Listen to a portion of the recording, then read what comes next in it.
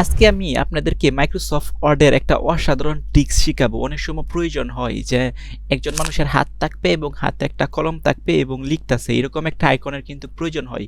So Microsoft ওয়ার্ডে সেই আইকনটা খুঁজে ইন্টারনেট থেকে নিয়ে আসা কিন্তু অনেক সময় সাপেক্ষ ব্যাপার এবং অনেক ক্রিটিক্যাল হয়ে যায়। তো আজকে একটা নিয়ম দেখাবো আপনাকে, সেটা হচ্ছে খুব সহজেই আপনি কয়েক ক্লিকের মাধ্যমেই আপনি সেটা নিয়ে আসতে পারবেন। সো চলুন দেখি সেটা কি নিয়ে আসবেন। তো সেটা নিয়ে আসার জন্য আমি একটা মাইক্রোসফট ওয়ার্ড ফাইল এখানে ক্রিয়েট করলাম।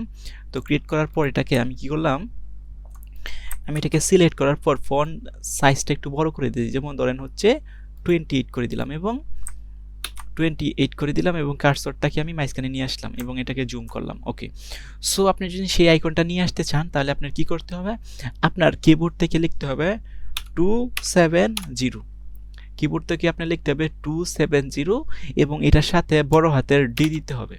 আমি আবার বলতেছি, কিবোর্ড থেকে আপনার লিখতে হবে 270 এবং এটার সাথে বড় হাতের ডি দিতে হবে।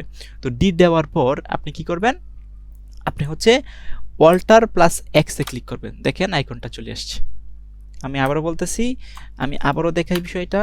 ফার্স্ট অফ অল আপনি লিখবেন হচ্ছে 270 এবং বড় হাতের ডি দেওয়ার পর আপনার যে কিবোর্ড থাকবো সেই কিবোর্ড থেকে অল্টারেট ক্লিক করে ধরে রেখে আপনি এক্স ক্লিক করবেন।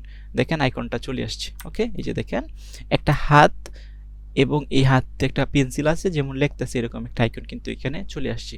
সো আপনারা ইজিলি কয়েক ক্লিকের মাধ্যমে কিন্তু এই